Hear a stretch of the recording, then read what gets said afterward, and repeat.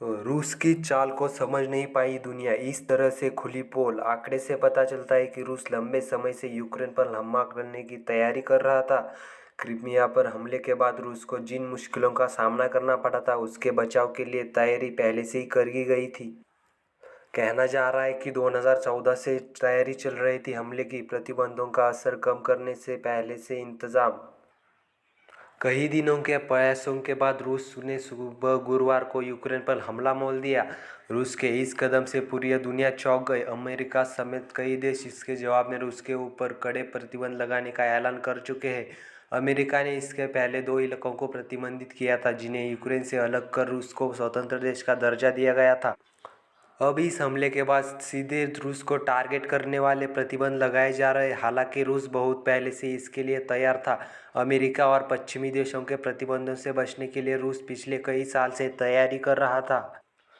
America और पश्चिमी देशों ने लगाए ये प्रतिबंध। रूस के खिलाफ लगाए गए प्रतिबंध बैंकिंग और फाइनेंशियल पर फोकस है।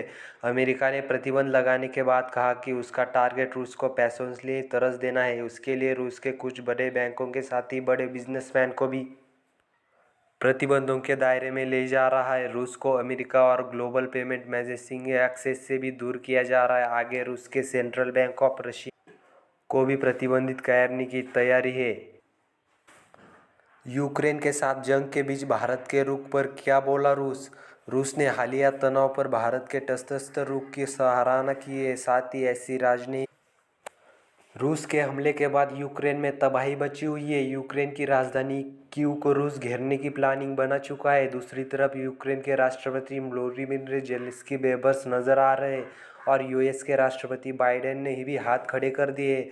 इस पर ज़ेलेंस्की ने कहा कि रूस की लड़ाई में उनको अकेले छोड़ दिया गया है। उन्होंने दावा किया है कि रूसी हमले में यूक्रेन के 137 लोगों की मौत हो गई है, उन्हें 316 जख्मी है। यूक्रेन रूस के खिलाफ जंग लड़ने के लिए सेना को एकजुट भी कर रहा है और जब सरेंडर करने से मना किया तो रूसी जवानों ने यूक्रेन के 13 जवानों को मार दिया।